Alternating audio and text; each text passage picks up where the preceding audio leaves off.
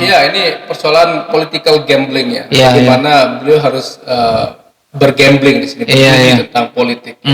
Ya, tentunya kalau Bang Zul maju di NTB, saya kira kasa juga cukup besar ya, menjadi pemenang. Karena beliau menjadi salah satu incumbent ya. Pada Pilkada 2024 ini menjadi modal besar. Tetapi kalau misalkan ya beliau berani ya memilih untuk bertarung di Pilkada DKI Jakarta, di Pilkada DKI Jakarta, ini kan gambling juga ya. Selamat datang di New Perspective.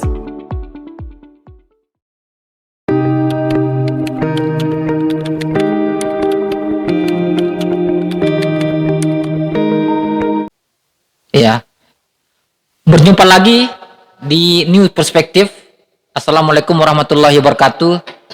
Bersama saya Ahmad Yani begitu, dan hadir setia menemani Pak Dr. Saiful Hamdi, dosen Visipol Universitas Mataram.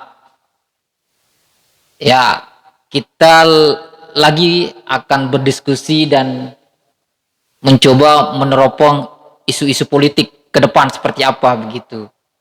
Ya, kali ini kita akan mencoba membidik atau mengangkat tema terkait dengan peluang Dr. Zul membidik kursi DKI Jakarta di Pilkada DKI 2024.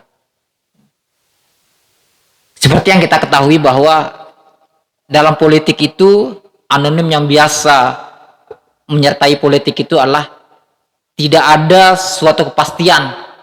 Yang pasti itu adalah ketidakpastian itu sendiri. Itulah politik.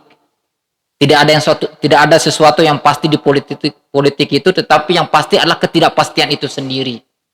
Nah, termasuk kemungkinan Dr. Zul akan maju di DKI Jakarta di Pilkada 2004. Nah, seperti yang kita ketahui bahwa Pilkada Gubernur ini akan berlangsung secara serentak pada tanggal 27 November 2024. Apakah Pilkada DKI Jakarta, Pilkada NTB, dan Pilkada Gubernur lainnya. Nah, kendaki memang Dr. Zul ini sudah ditetapkan oleh partainya, oleh DPW PKS NTB untuk maju di periode kedua begitu. Tetapi tidak menutup kemungkinan Dr. Zul ini akan berubah haluan dengan membidik Pilgub DKI Jakarta di masa-masa injury time begitu.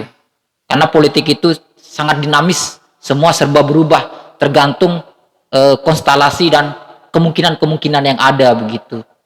Ya.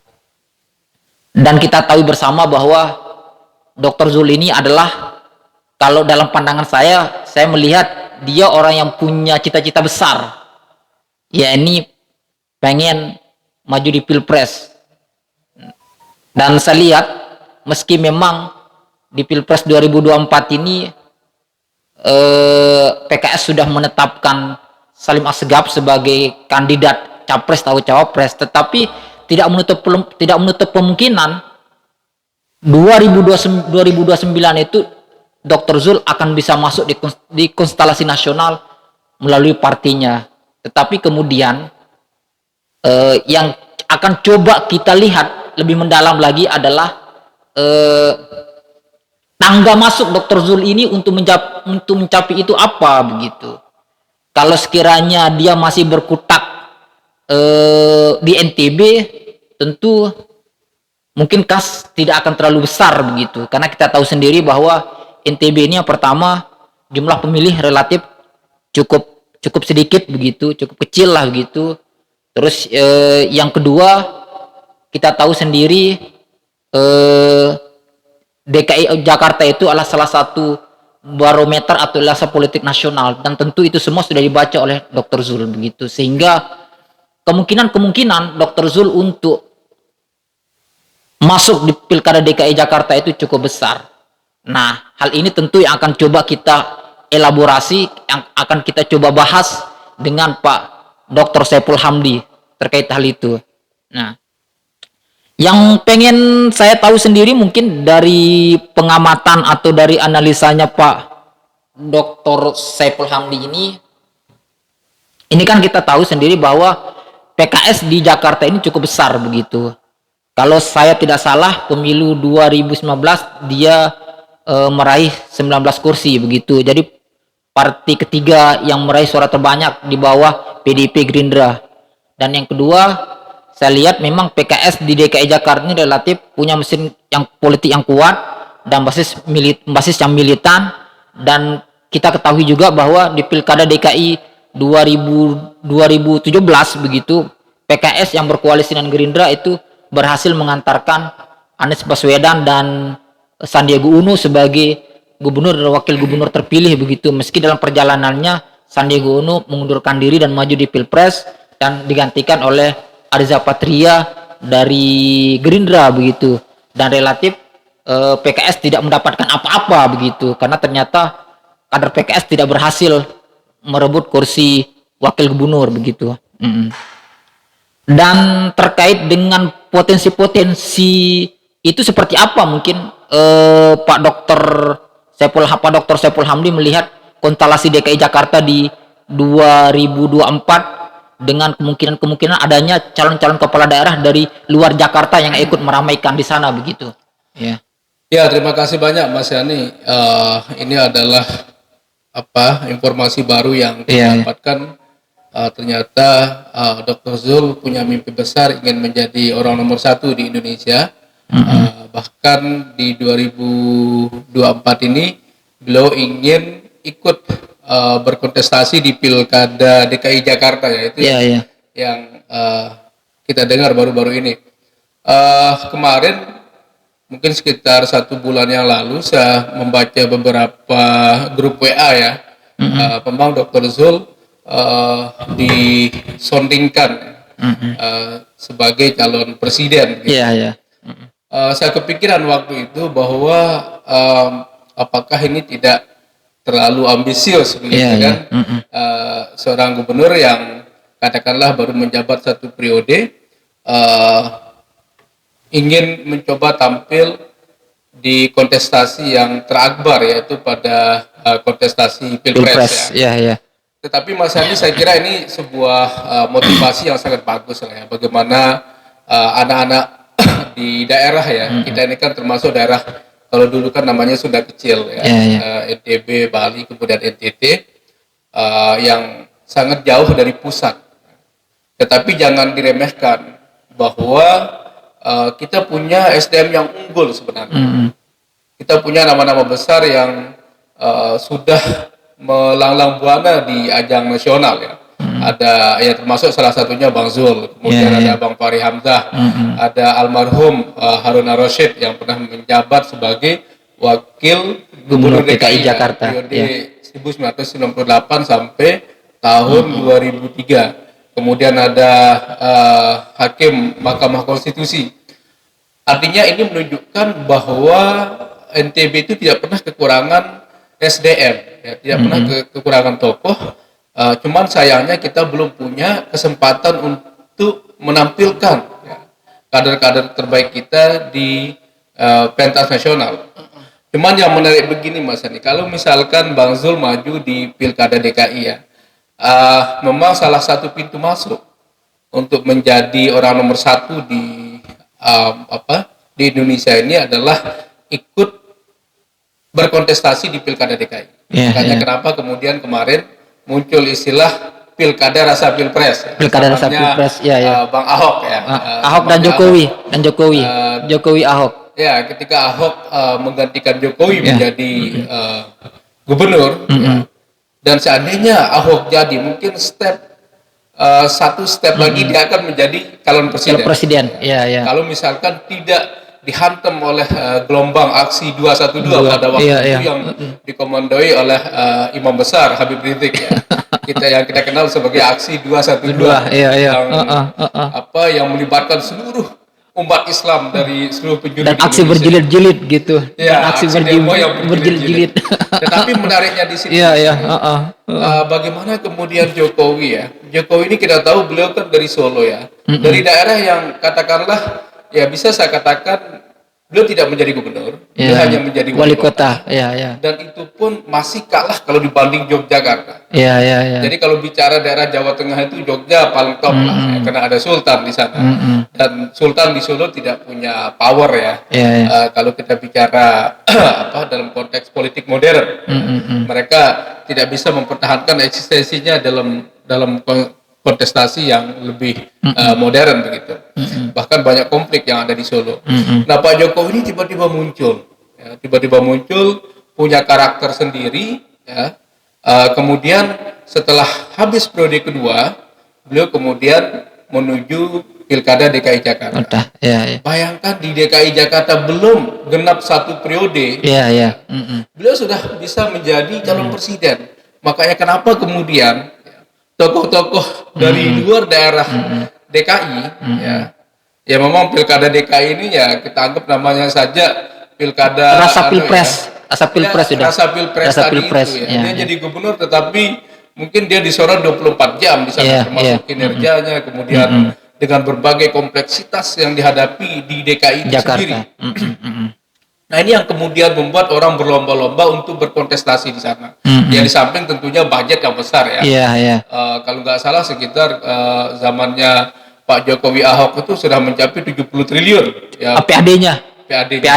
Nah, ini yang kemudian menjadi magnet tersendiri untuk tokoh-tokoh daerah berkontestasi di sana. Nah, ketika kita tahu bersama bahwa memang bisa kita bilang setiap kali perhelatan Pilkada DKI Jakarta ini selalu kan kita bilang sebagai pilkada rasa pilpres, dan relatif figur-figur yang bertarung ini kan kebanyakan dari luar DKI Jakarta begitu. Ada Jokowi di situ, ada Anies Baswedan di situ, dan itu mereka orang-orang yang menjajal kursi DKI begitu. Dan kita tahu sendiri ini kan Pak Dr. Zulkifli Masyah ini kan juga tokoh nasional lah bisa kita bilang. Beliau juga 3 periode sebagai anggota DPR dan punya jaringan yang cukup luas begitu, alumni luar negeri. Tentu ini kan akan menjadi modal bagi Dr. Zulkifli Masyah juga untuk menatap Pilkada DKI Jakarta begitu, meski memang partainya menghendaki beliau untuk maju di Pilkada NTB untuk periode kedua. Tapi persoalannya kemudian kita tahu sendiri ini kan DKI Jakarta ini PKS relatif tidak memiliki kader kelihatan cukup menonjol selain Dr. Zul begitu. Nah, kalau Pak Dr. Saiful Hamdi melihat seperti apa ini kira-kira peluang atau kemungkinan Dr. Zul ini bisa merebut tiket PKS ini untuk di Pilkada Jakarta ini? Ya, berbicara kekuatan PKS ya. PKS kan di Pilkada sebelumnya punya kursi nomor 3 kalau tidak salah ya. Dan ini menjadi modal penting ya. Dan kalau tidak salah juga bahwa PKS itu punya basis yang sangat kuat di DKI Jakarta ya. Dan Jawa Barat. Ini kan basis mereka. Mereka selalu memenangkan pertarungan pada pilkada ya. Ya tentunya kalau misalkan ya Bang Zul punya peluang untuk dicalonkan di sana, ini saya kira momentum yang sangat baik ya untuk bertarung di Pilkada DKI, karena bagaimanapun Pilkada DKI ini kan menjadi sorotan ya, ketika orang bertarung untuk adu argumen, adu program di ibu kota Indonesia lagi. Ini apa ya? Mungkin bisa mengalahkan magnet dari Pilpres itu sendiri. Misalkan ya bagaimana Ahok dulu berdebat dengan Anies Baswedan, kemudian ada Ketua Demokrat sekarang AHY.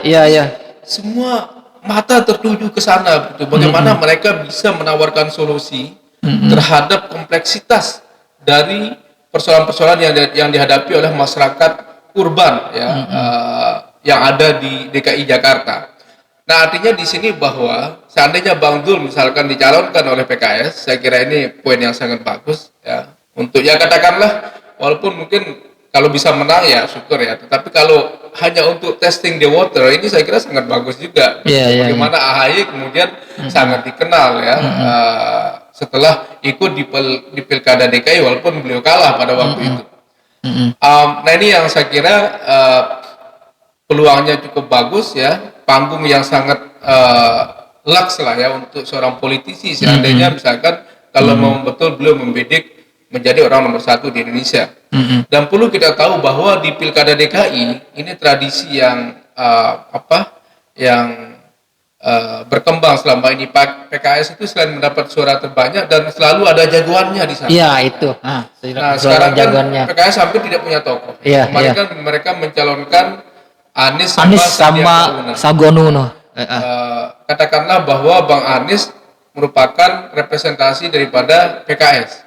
Kita tahu bagaimana dinamika politik Anies Baswedan dengan PKS sekarang.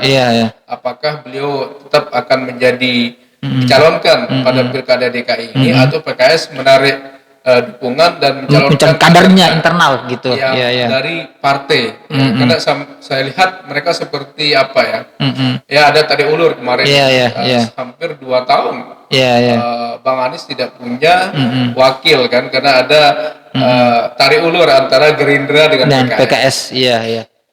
Dan sepertinya kan Gerindra sekarang lagi bermesraan dengan PDIP. Ini PKS akan menggandeng siapa?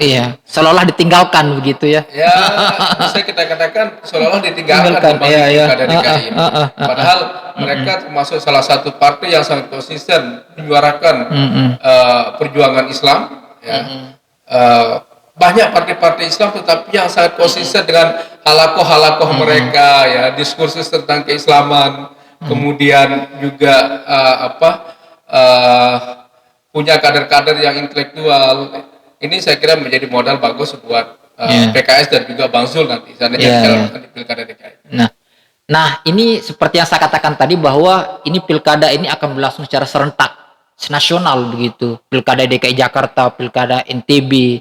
Nah, tentunya Dr. Zul pasti akan punya pertimbangan untuk karir politiknya ke depan begitu. Misalnya kalau seandainya dia memilih maju di Pilkada NTB 2024 begitu, tentu akan ada konsekuensi yang harus dihadapi begitu. Begitupun juga sebaliknya jika maju di Pilkada DKI Jakarta 2024 pasti akan ada konsekuensi politik juga yang akan dihadapi. Tapi setidaknya begitu. Jika beliau maju di Pilkada DKI Jakarta 2024 tentu untuk masuk ke pertarungan konstelasi Pilpres untuk 2009 akan lebih terbuka begitu. Nah, kira-kira kalau dari pandangannya Pak Dr. Saiful Hamdi ini apa kira-kira yang akan menjadi pertimbangan atau telaah Dr. Zul ini kalau seandainya beliau memilih untuk bertarung di Pilkada DKI Jakarta begitu 2024? Ini persoalan political gambling ya. Bagaimana beliau harus bergambling di sini tentang politik. Ya tentunya kalau Bang Zul maju di NTB saya kira kasa juga cukup besar menjadi pemenang karena beliau menjadi salah satu incumbent pada Pilkada 2024. Ini menjadi modal besar. Tetapi kalau misalkan beliau berani memilih untuk bertarung di Pilkada DKI Jakarta. Di Pilkada DKI Jakarta ini kan gambling juga ya. Tadi sudah kita bahas bagaimana mesin politik PKS berjalan, kemudian ada modal-modal sosial yang beliau miliki sosial kapital termasuk jaringan tidak hanya di partai tetapi juga di luar itu kita tahu kan Jakarta ini juga basis teman-teman kita yang dari Bima, Sumbawa cukup banyak juga jaringan yang sangat kuat di situ. Belum lagi kita bicara orang Lombok walaupun kita minoritas tetapi setidaknya bahwa kita punya perkumpulan di sana. Nah ini saya kira modal-modal yang bisa diandalkan oleh Dr. Zul kalau bicara jaringan. Cuman begini Mas Hani, kenapa saya katakan gambling tadi? Karena kan Pilkada DKI Jakarta ini kalau kita bicara survei ini pasti sangat ketat nanti. Pertarungannya misalkan PDIP mencalonkan Risma, pasti otomatis dia akan, kalau saya lihat petanya mencalonkan Risma. Bahkan ada lagi suara yang ingin mencalonkan Gibran yang baru aja naik jadi wali kota Solo. Karena Indonesia ini saya lihat selalu senang dengan euforia politik. Kalau ada tokoh baru yang muncul yang hangat dibicarakan pasti orang senang. Itu cuma akan ditawarkan begitu political behavior masyarakat kita Iya, seperti iya. itu. Ketika misalkan ada tokoh baru yang dianggap hangat gitu ya, Iya, iya. Misalkan kayak Gibran sekarang, Iya, iya. Dianggap punya karisma, punya nama gitu ya, dan udah digadang-gadang nih, udah jadi calon Gubernur DKI Jakarta. Iya, walaupun iya. belum ada statement. Nah, cuman yang saya perhatikan mungkin kemungkinan besar ya, kayaknya Ibu Risma yang sudah secara tersirat sudah mulai menyatakan siap bertarung di Pilkada DKI. Karena Bu Risma kemarin kan sudah banyak terjun ke lapangan ya. Beliau mendekati kelompok-kelompok yang pengemis, pengamen yang kemudian di ini.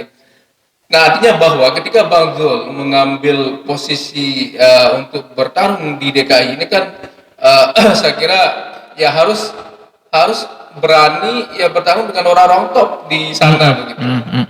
Belum tentu juga mungkin bisa jadi Basuki Cahayapurnama, Ahok masih penasaran dengan bisa jadi akan bertarung lagi.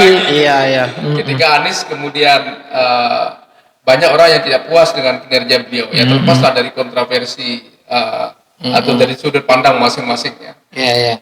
Nah, ini yang saya baca. Artinya bahwa Dr. Zul harus berani gambling. Iya, iya, iya.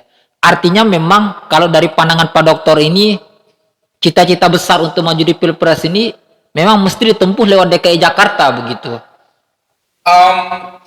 Ya salah satunya, Mas. Salah satunya Ya. Karena itu tangga yang sangat dekat. Sangat dekat begitu ya. Ya bisa saja misalkan sekarang kan Bang Zul punya modal partai lah. Ya, PKS lah. PKS. Jadi saya kira itu punya bergaining juga ya. Misalkan beliau menjadi pengurus di DPP, kemudian nanti suatu saat dicalonkan pada Pilpres 2029. Saya kira ini modalnya sangat penting. Saya kira partai lah yang utama ya. Tetapi juga ketika bisa men-take over kekuasaan yang ada di DKI, ini saya kira modal yang sangat besar. Iya, iya. Ya, jadi di sana kita bicara logistik, bicara jaringan. Bicara media, bagaimana kemudian 24 menyorot kinerja dari seorang gubernur gitu sama ya. Kayak Kapolda ya. Jadi Kapolda yang paling bergengsi ya Kapolda Metro Jaya yang ada di DKI Jakarta. Ya, cuman pertanyaan kita selama ini kan kalau melihat sejarahnya Jokowi kan dianggap cukup berhasil di Solo, dengan gaya kepemimpinan beliau yang sederhana, merakyat begitu. Orang nggak suka formal kan. Saya kira era deformalisasi itu yang mulai muncul sekarang. Orang capek dengan gaya pemimpin yang harus pakai jas berdasi, protokoler dan lain-lain. Orang lebih suka gaya Jokowi. Persoalan dia berhasil atau tidak ya masih debatable lah. Apakah Jokowi sudah berhasil memimpin 2 periode ini? Nah, modal Bang Zul apa di sini yang kita lihat ketika beliau misalkan meninggalkan NTB? Bisa saja jualan beliau misalkan Mandalika ya. Sebentar lagi ada momentum MotoGP dan Superbike ya, World Superbike. Ini saya kira 2 sport yang sangat digemari oleh anak-anak muda di dunia. Dan ini event internasional. Dan ini event internasional dari seluruh dunia. Kalau misalkan ini berhasil dilaksanakan ya, mudah-mudahan saja karena pandemi ini kadang-kadang sulit untuk merealisasikan itu. Kemarin Malaysia sudah meng-cancel, kemudian Thailand juga. Saya nggak tahu ya untuk tahun ini Mas Ali. Tahun kemarin ya Malaysia sudah meng-cancel. Nah tahun depan kalau misalkan NTB ini jadi dijadikan sebagai tempat event MotoGP, saya kira sangat luar biasa. Ini modal yang bisa kita jual, yang bisa dijual oleh Bang Zul begitu. Kalau misalkan beliau nyalon di DKI Jakarta. Kita bicara dari sosok Dr. Zul sendiri kan memang kalau pengamatan saya memang beliau sosok gambling begitu. Ketika kita mengacu Pilkada NTB 2018, hampir tidak ada yang menjagokan Dr. Zul. Hampir tidak ada. Yang banyak dijagokan itu adalah Suhaili dan Ahyar. Tetapi seiring dengan dinamika politik yang ada begitu, ternyata Dr. Zul bisa membuktikan bahwa sayalah yang menjadi juaranya di Pilkada NTB 2024. Artinya dengan pengalaman itu yang dihadapi oleh Dr. Zul di NTB, itu sangat mungkin akan dipakai juga strategi-strategi itu untuk menang di PKI Jakarta. Terlebih memang di beberapa survei nasional nama Dr. Zul pun sudah muncul. Jadi ini kan akan menjadi modal yang cukup baik bagi beliau juga untuk menatap Pilkada DKI Jakarta begitu. Bagaimana Pak Hamdi melihatnya? Ya, politik ini kan nggak boleh kita baperan. Iya, iya. Karena seperti kata Mas Yani tadi, politik ini bisa berubah setiap detik ya. Apa yang akan terjadi. Jadi nggak boleh kemudian misalkan kita merasa dihianati lalu kita baperan begitu. Iya, iya. Artinya apa? Bahwa ketika Bang Zul ini mampu berhasil menjadi pemenang di Pilkada NTB 2018 ya, dengan anggaplah pada waktu itu popularitas beliau belum begitu kuat. Iya, iya. Ini kan sebuah poin yang luar biasa menurut saya. Ya, walaupun ya kita tidak menafikan kelompok-kelompok tim ses yang berada di belakang beliau ya. Jadi, punya andil yang besar lah begitu. Punya andil besar. Termasuk ada TGB, ada Bu Rohmi di sini kan sebagai pasangan beliau yang punya basis di Lombok Timur ya. Tetapi ya bagaimanapun Dr. Zul memenangkan pilkada itu. Dan kalau kita perhatikan pemerintahan beliau sekarang ini, pengamatan saya ini walaupun ada gesekan-gesekan, ada demo, tetapi tidak terlalu kuat saya lihat. Artinya cukup landai lah begitu ya, tenang. Jadi masyarakat kita mungkin merasa nyaman ya. Mungkin ada elit-elit yang gelisah, bisa saja ya kalau kebagian kekuasaan. Tapi saya lihat dari segi performance governingnya ya, cukup aman lah. Tidak ada terlalu gesekan-gesekan yang kuat di masyarakat. Artinya dia mampu mengakomodir semua elemen itulah begitu, sehingga relatif kondusif lah begitu. Saya lihat ya. Jadi beliau bisa merangkul semua orang. Kayak misalkan NW ya, kita bicara sedikit, mungkin melebar sedikit. Ada NW, ada NWDI sekarang. Bang Zul juga berhasil mendekati NW. Jangan dikira Mas Yani bahwa NW itu mendukung Dr. Zul. Kemarin adiknya di Sumbawa juga NW yang ada di Anjani mendeklarasikan mendukung. Ya, dua NW ini mendukung. Ya, dua NW ini mendukung. Ya, artinya bahwa ketika NW ini nggak bisa disatukan secara organisatoris ya, secara kepengurusan, tetapi celah-celah politik itu bisa dimainkan gitu, sama Dr. Zul. Bayangkan yang namanya NW ini kan mending bersahabat dengan Muhammadiyah daripada harus bersahabat dengan NWDI atau bisa juga sebaliknya yang dipancor ya, walaupun katakanlah agak terbuka begitu NW bersatu, tetapi kan yang ada di internal ini seperti mencampur air dengan minyak gitu, nggak bisa ketemu. Nah, Dr. Zul ternyata mampu menjembatani itu, mampu memfasilitasi lah, walaupun beliau entah lewat pintu belakang ataupun lewat pintu samping gitu kan. Dan itu yang saya lihat kelebihan beliau untuk membangun jaringan, kemudian bisa bergaul dengan kelompok-kelompok elit ya. Kalau kita lihat video kampanye beliau di 2024, hampir semua orang-orang penting di Indonesia ini pernah beliau temui. Entah direktur Garuda, entah menteri siapa gitu kan. Ya, artinya ini modal yang sangat bagus. Nah, kalau kita bicara partai ini kan Pak Dr. Zul ini punya PKS. Nah, kita tahu kondisi saat ini memang PKS belum menentukan sikap lah untuk di Pilkada DKI Jakarta begitu. Siapa kader yang mau diusung, ataukah memang akan mengusung kembali Anies Baswedan begitu, meski memang hubungan PKS dengan Anies Baswedan masih pasang surut begitu. Tetapi di sisi lain yang bisa kita lihat bahwa ini kan Dr. Zul ini kalau bisa kita bilang dia mampu memainkan PKS itu, kalau kita lihat begitu. Misalnya ketika kita mengacu pengalaman di Pilkada 2018 itu relatif pada awal-awalnya kan PKS NTB tidak mendukung Dr. Zul. Iya, tetapi Dr. Zul bisa memainkan dukungan partai itu di tingkat DPP karena memang dia orang DPP begitu. Karena memang saat itu PKS NTB jika mengacu kepada hasil-hasil survei relatif kan yang unggul saat itu adalah Ayar Abdu atau Suhaili begitu. Dr. Zul jauh di bawah. Nah, kondisi ini sangat mungkin juga akan dimainkan lagi oleh Dr. Zul dengan menit-menit terakhir merebut SK dukungan PKS itu untuk diusung di Pilkada DKI Jakarta 2024.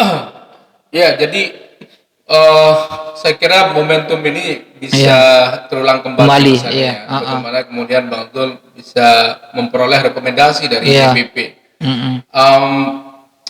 Cuman catatan saya begini Mas, ini menarik. Misalkan ya, sekarang kan di DKI ada Bang Anies, oleh PKS. Bang Anies Baswedan ini kalau misalkan beliau tidak nyapres sekarang, tenggelam beliau. Kenapa? Karena ada kondisi sosial politik yang anggaplah menjadi antitesa dari kelompok-kelompok penguasa sekarang. Ketidakpercayaan sama Jokowi yang mulai muncul percayaan terhadap PDIP misalkan. Pemerintah. Jadi Bang Anies ini kesempatannya juga untuk lompat jadi calon presiden. Kalau enggak selesai beliau. Kalau misalkan calon di gubernur dan belum tentu menang. Seandainya kemudian Anies melompat menjadi capres, Bang Zul masuk di pilkada DKI Jakarta. Ini momentum yang bisa menjadi berita besar di Indonesia. Saya kira. Artinya memang jika Dr. Zul ingin menatap pilpres, ya harus berani keluar dari NTB begitu. Ya harus Mas Hani. Karena Indonesia ini kan milik siapapun. Walaupun kita merasa berat untuk menjadi entah itu nomor 1 atau nomor 2 NTB ini kan anggaplah penduduk kita sedikit berapa persen dari jumlah suara yang ada di daerah Jawa misalkan atau di daerah lain yang lebih padat kayak Makassar. Saya sih memperhatikan sekarang kan banyak cara kita untuk maju ke sana.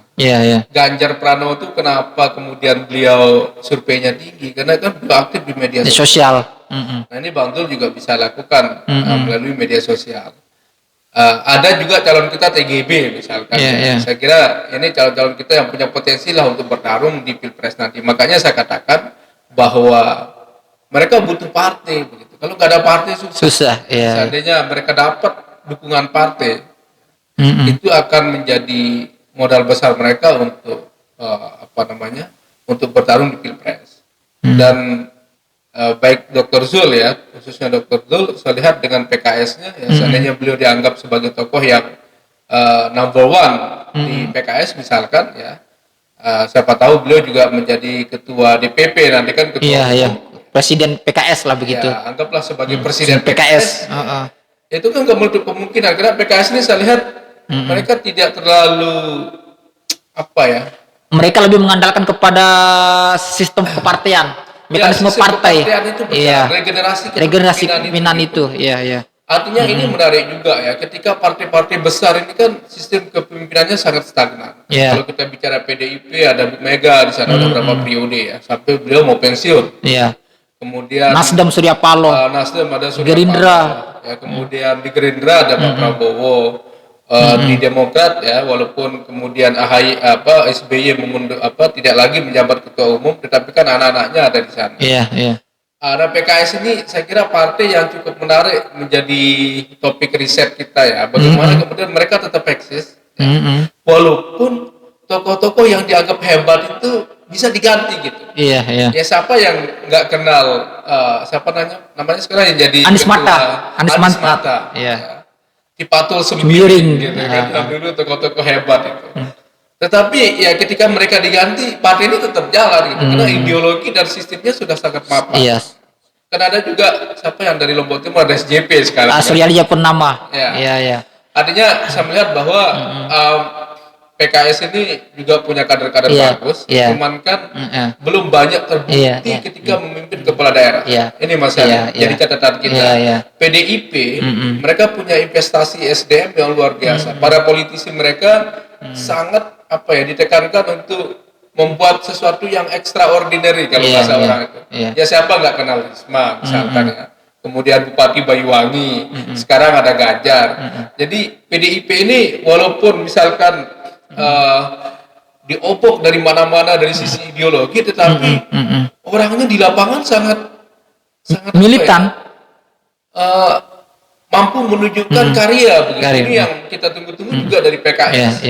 Jangan kemudian mereka hanya unggul dalam sisi ideologi ya, tetapi bagaimana kemudian mentransformasi nilai-nilai ideologi tadi itu menjadi pemimpin yang kuat dan kreatif di daerah. Dan kemudian kalau kita bicara seandainya Dr. Zul memang meninggalkan NTB dengan fokus maju di Pilkada DKI Jakarta 2024, PKS NTB kan tidak kekurangan kader untuk dimajukan di Pilkada NTB 2024. Ada Suryadi Jayapurnama, ada Johan Rosihan, ada Abdul Hadi dan lain sebagainya begitu. Ya, ya tentu kalau bicara kader ya banyak sekali kader PKS yang hebat ya. Jadi ada SJP, ada Johan Rosihan. Di Lombok Timur itu ada keponakan saya juga termasuk hebat, Tuan Guru Wildan. Anggota DPR Lotim. Anggota DPR Lotim, ya beliau ahli Al-Azhar. Bicara kader PKS sebenarnya luar biasa. Masih banyak kader-kader mereka yang belum dimunculkan karena kan mereka bergiliran ini, menunggu slot untuk maju lah begitu ya. Cuman kalau Bang Zul meninggalkan NTB ini kebahagiaan buat orang-orang yang katakanlah yang kontra dengan beliau misalkan ya. Jadi pasti akan lebih ramai lagi nih. Pilkada NTB 2024. NTB-nya ramai, Dr. Zul di Jakarta juga ramai. Beliau serius maju di Pilkada DKI Jakarta. Ya. Bayangkan nanti kalau muncul misalkan ada Suhaili, kemudian ada Ahyar Abdul, ada Bu Rohmi, dan ada tokoh PKS yang lain. Ini kan menjadi ramai kalau Bang Zul nggak ada nih di NTB. Saya kira kebahagiaan lah buat politisi lokal di sini kalau misalkan Bang Zul membidik Pilkada DKI. Siap. Ya, pemirsa, demikianlah diskusi kita dengan Pak Dr. Saiful Hamdi terkait dengan potensi Dr. Zul membidik kursi DKI Jakarta di Pilkada 2024. Sampai ketemu di news perspektif yang lain lagi.